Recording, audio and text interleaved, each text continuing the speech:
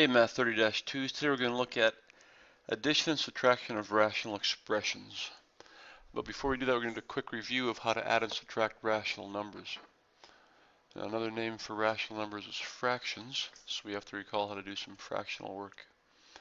Pizza's been divided into 7 equal pieces. Jason eats 3 of these pieces and Caroline eats 2 of the pieces. What fraction of the pizza does Jason eat?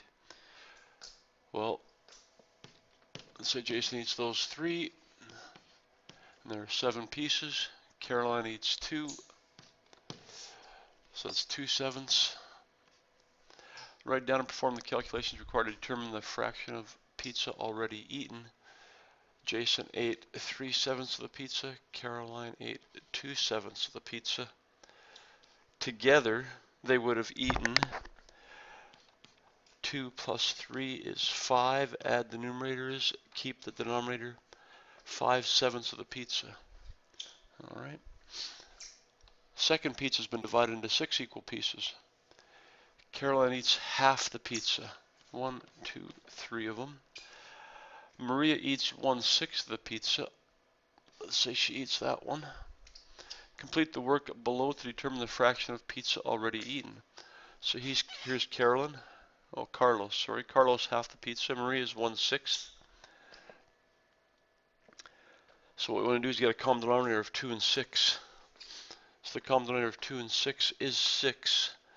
So to make 1/2 into a common denominator of 6, we multiply the numerator by 3, giving us 3. Multiply the denominator by 3, giving us 6. To that we add the 1/6. So 3 plus 1 is 4/6, or divide everything by 2, make it into lowest terms. We get 2/3 of the pizza has been eaten. Another way to look at it would be to say this: 1/2 Carlos ate, 1/6 Maria ate. Well, the common denominator is 6, so 2 times 3 was 6. 1 times 3 gives us an equivalent fraction. 6 times 1 is 6, so 1 times 1 is still 1. So 3 plus 1 is 4 over 6 is still 2/3. So now we're just going to write equivalent fractions with only one denominator instead of having to write it as 2 separate denominators. So the examples above reflect the following rules for adding and subtracting rational numbers or fractions. If the denominators are equal, we add or subtract the numerators, we keep that denominator, and we reduce to lowest terms if possible. If the denominators are not equal, we use the following procedure. We must find the lowest common denominator for the rational numbers, express each rational number as an equivalent rational number with that lowest common denominator, and then combine the rational numbers by adding or subtracting the numerators. Always, always, always reduce to lowest terms if possible. All right. So let's do a few examples of adding and subtracting rational numbers. 5/9 minus 2/9. Well, these already have the same denominator, so our rule simply says we can add or subtract the numerators. 5 subtract 2 is 3. Keep that denominator of 9. And then put this in lowest terms. 3/9 is the same as everything divided by 3, 1/3. 2/3 add 2/5. Well, these do not have a common denominator, so we must make one. The common denominator of 3 and 5 is 15. All right. In order to make a 3 look like 15, we must multiply it by 5. So I multiply my numerator 2 by 5. So 2 times 5 is 10. The second fraction, 2/5, we want to make it a common denominator of 15, so 5 times 3 is 15, 2 times 3 is 6. So 10 add 6 is 16 over 15. That is already in lowest terms. This is an improper fraction, but it is an improper fraction in lowest terms. Numerator and denominator cannot be divided by any common factor. We can write it as 16/15. If you want to write it as a mixed fraction, that's 1 and 1/15. Doesn't matter to me which way you write it, as long as it's in lowest terms. These are equivalent fractions, both in lowest terms. They're both acceptable. 5/6 subtract 1/4. Well, now we have to get a common denominator of 6 and 4. The lowest common denominator would be 12. and write equivalent fractions again. So 6 times 2 is 12, 5 times 2 is 10. We're going to subtract from that 1/4, so 4 times 3 is 12, 1 times 3 is 3. So 10 minus 3 is 7 over 12. 7/12 is in lowest terms. We have subtracted those two rational numbers. All right. Now, addition, subtraction of a single variable rational expression. All right. So now we're dealing with rational expressions. They have a variable in the numerator or denominator. So the method for addition, subtraction of rational expressions is identical to the method we use for addition, subtraction of rational numbers. Recall that when we deal with rational expressions, with a variable in the denominator, there are restrictions on that variable. We've talked about that already in previous lessons. So adding and subtracting with a non-variable denominator. So step 1 of rational expressions. Part A here, 2x over 3, subtract x over 3. Well, it already has a common denominator of 3. All right. So the numerator is 2x minus 1x is x. And we are completed that simplification. Part B, 3x over 4, add 1x over 4. Well, again, we've got a common denominator of 4, so we're going to keep that denominator, and we're going to add the numerators, 3x plus 4x. Sorry, 3x plus 1x is 4x. And now we look to simplify. 4x divided by 4, well, these are both divisible by 4, so we end up with 1x over 1, or just x. Part C, 2a minus 3 over 5 plus 9a plus 1 over 5. Again, they've got the same common denominator, so we keep that denominator of 5, add and subtract the numerators. So 2a plus 9a minus 3 plus 1. 2a plus 9a is 11a, negative 3 plus 1 is a minus 2, all over my common denominator of 5. And now we look to see if we can simplify that. We cannot. All right. Part D, they've got a common denominator of 6. This is a little more tricky, so we want to be careful how we write this one. We keep that denominator of 6. And if I write this out, let's do polynomial work. The first numerator is 5y minus 1. We're going to subtract from that the second numerator of 4y plus 7. Recall that if we're subtracting polynomials, to get rid of the brackets, that second bracket must get multiplied through by that negative 1. So subtracting 4y plus 7 means minus 4y minus 7 all over 6. And now we simplify. 5y take away 4y is 1y, and negative 1 minus 7 is a minus 8 all over 6. And we always look and see if that is in lowest terms or not. Is that expression in lowest terms? Well, the numerator cannot be factored, does not have a common factor, so we can't simplify. That's in lowest terms.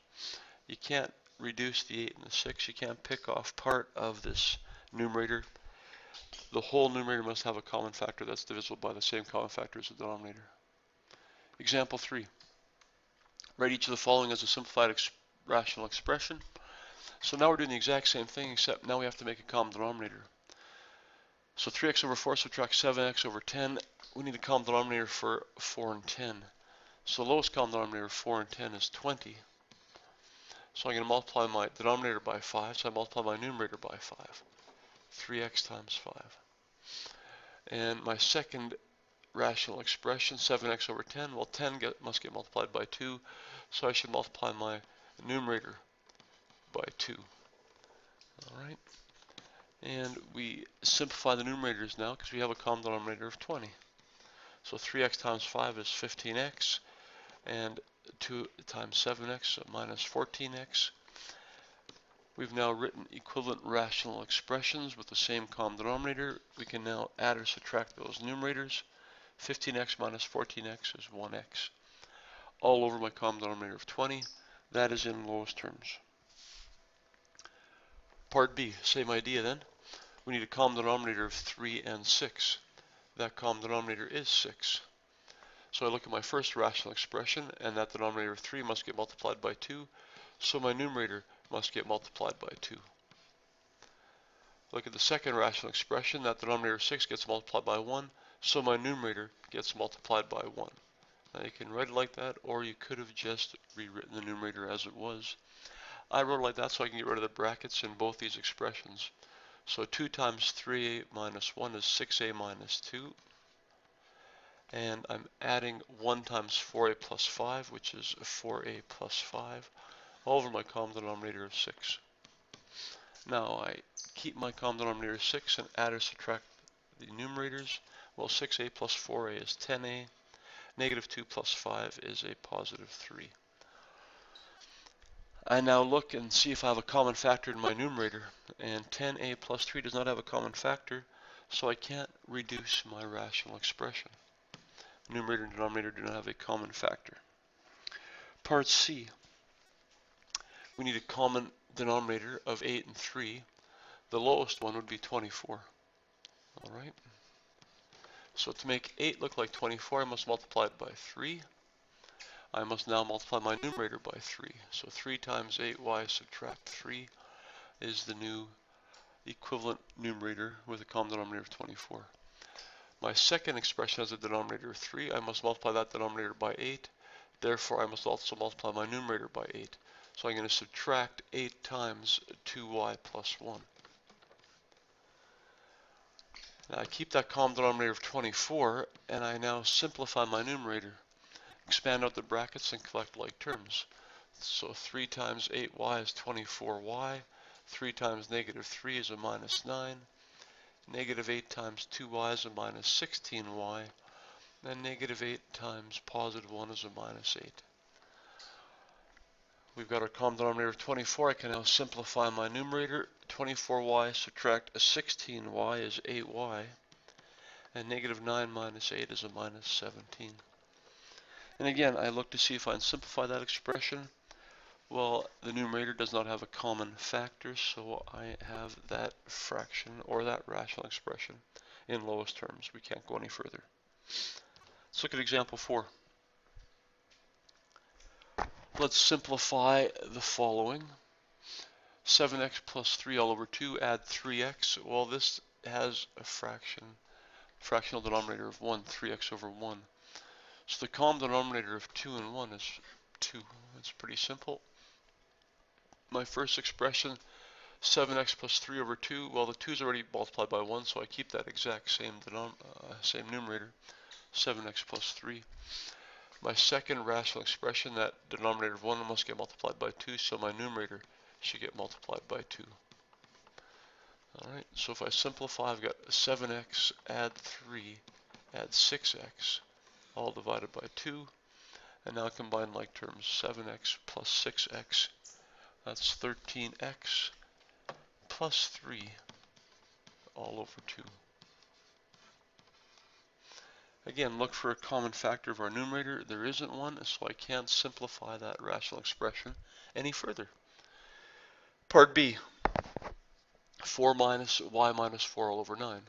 Again, let's make 4 into a fraction of 4 over 1, and now I can get a common denominator of 1 and 9, which is 9. So my first rational expression, 4 over 1, I must multiply my denominator by 9, so I should multiply my numerator by 9. My second rational expression, I should multiply my denominator by 1, so I should multiply my numerator by 1. Alright, now the reason it's nice to write that, so I can keep track of that negative sign. That negative sign is a problem in this question. That's where most people make a mistake. So my first rational expression, 9 times 4 is 36. I take that negative sign, it must get multiplied to both these terms. So if I put the 1 in front, then I take negative 1 multiplied by y, I get minus y, and negative 1 times minus 4 is a positive 4, all over my common denominator of 9. And I can now simplify. 36 plus 4 is 40, minus y, all over 9. Look to see if that's in lowest terms. It is, because I can't find a common factor of my numerator. So that is a simplified rational expression. Go on to example 5. Let's add and subtract with a common variable denominator. So we haven't had a variable denominator yet where we're going to add and subtract with. So part A says simplify, express answers in lowest terms, and indicate non-permissible values as restrictions on the variable. So step 1, to simplify, we need a common denominator. Luckily, all these denominators are the same, so my common denominator is x. I would then go ahead and simply add the numerators and subtract the numerators as it says. 2 plus 7 is 9 minus 1 is 8. So 8 over x is our simplest form of this rational expression. And now I'd like to state my non-permissible values as restrictions on the variable.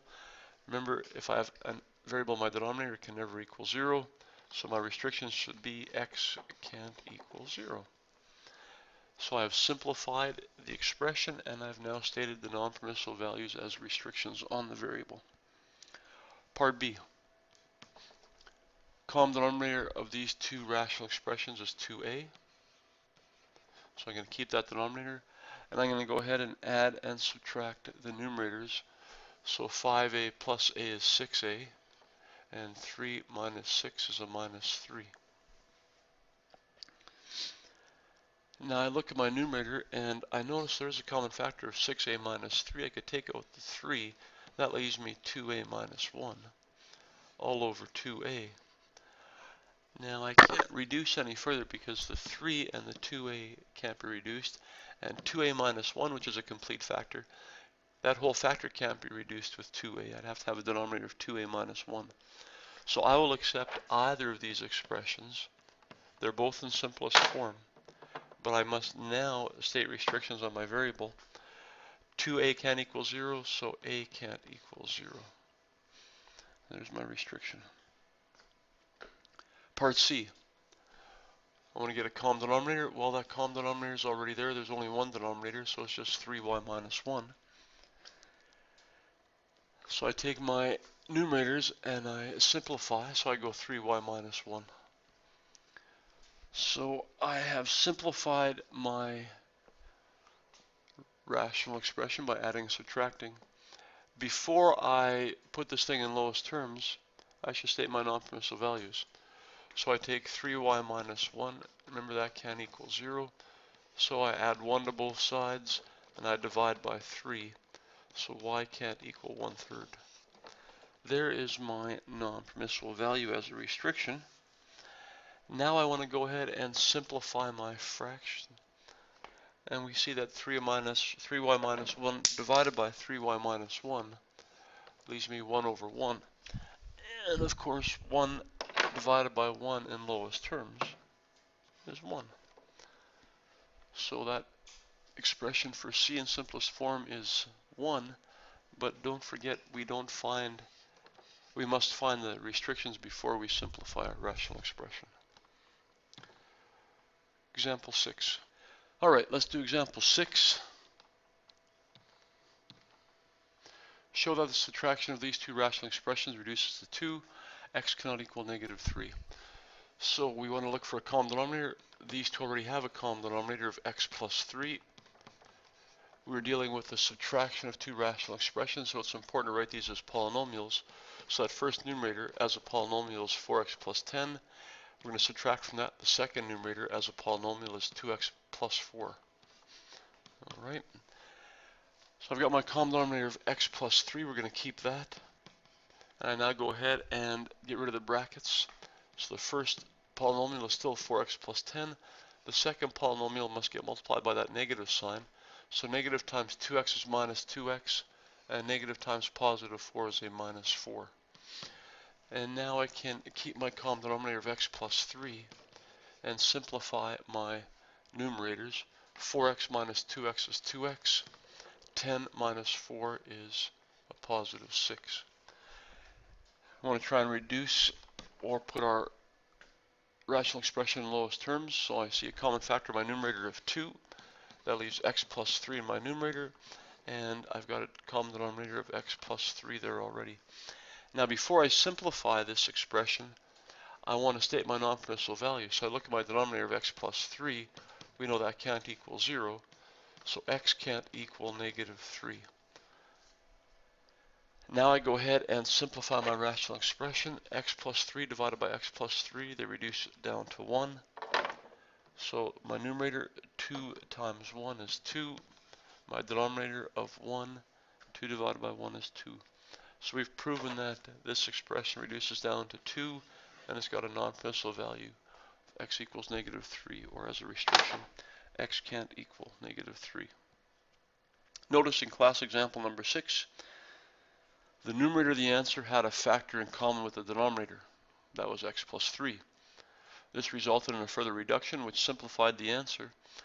We must always check to see if the answers can be simplified, reduced to fully factored form, put answer in fully reduced form. All right. A couple more examples. Number 7. Simplify, express each of the following in the lowest terms, and again, state restrictions on the variables. All right. So in part A, we need a common denominator of 3p and 7p. Well, the common denominator of 3p and 7p is 21p. So look at that first denominator, 3p, I must multiply it by 7 to get 21p. So I take my numerator of 5 and multiply it by 7 to get an equivalent rational expression. I look at my second denominator, 7p, I must multiply it by 3 to get 21p. So I multiply that numerator by 3 to make sure I get an equivalent rational expression. So I've written this with common denominator of 21p. I can now go ahead and simplify my numerators. 7 times 5, add 3 times 2. 35 plus 6 is 41, all over 21p. See if I can reduce that. I cannot. Make sure you state a restriction. P cannot equal 0. All right. Part B. 1 over 3y adds 6/5. So I need a common denominator for 3y and 5. Well, that would be 15y. Write equivalent fractions now. So 3y turn into 15y, I must multiply it by 5. So I take my numerator and multiply it by 5. My denominator in the second rational expression is 5, so I must multiply that by 3 to make it 15. That means I'm going to multiply my numerator of 6 by 3 to get a rational expression that's equivalent. I now have my common denominator of 15y. I can go ahead and simplify my numerators. 5 times 1, add 3 times 6, which is 23 over 15y. Can't reduce that. Should always look for a restriction before we reduce anyway. So my restriction, y can't equal 0 in that case. Looking at part C, common denominator 6x and 3x is 6x. All right. So I look at my first expression, 6x, I have to multiply that by 1 so I can keep my numerator of 2x minus 5. If you'd like to multiply that by 1, that's fine. Not a bad idea to do that because we're dealing with a subtraction question. Anytime you deal with a subtraction question, you want to treat this as polynomial work. Keep things in brackets. All right. My second denominator of 3x must get multiplied by 2 to get my common denominator of 6x. So I take my numerator and multiply it by 2 to make sure it's an equivalent rational expression. And now I can simplify my numerators, expand those out, combine like terms. 1 times 2x and 1 times minus 5. Negative 2 times 3x and minus 6x. And negative 2 times a negative 2 is a positive 4, all over 6x. Now combine those like terms in the numerator, 2x minus 6x and negative 4x. Negative 5 plus 4 is a minus 1, all over my common denominator of 6x. And now we state my non-principal value, x can't equal 0. All right. Last one. D, we need a common denominator for 2a squared and 5a. Well, the common denominator of 2 and 5 is 10. The common denominator of a squared and a would be a squared. So I've got my common denominator of 10a squared. I now want to write equivalent fractions, so whatever I do to my denominator, I must do to my numerator. So 2a squared, to make it into 10a squared, I multiply that by 5. So I take my numerator and multiply that by 5. So 5 times a plus 7 will give me an equivalent rational expression. Looking at the second rational expression, 5a, to make it into 10a squared, I should multiply that by 2a. So I should multiply my numerator by 2a. And don't forget, we're subtracting, so I'm going to have a minus sign in between these. And now I go ahead and expand, collect like terms in my numerator, keep that common denominator of 10a squared. That is not changing. So 5a plus 7 is 5a. 5a times 7 is 35. Negative 2a times 3 is a minus 6a. And now we go ahead and collect like terms. 5a minus 6a is a negative a. And I've got plus 35. All over my common denominator of 10a squared. Now right now I go ahead and look for a common factor of my numerator, but there isn't one. Therefore I can't reduce this any further. Now I state my restriction. A cannot equal 0. Alright. Beautiful. So we've got a bunch of questions we can try from numbers 1 through 12 according to your self checklist. Alright, we're done.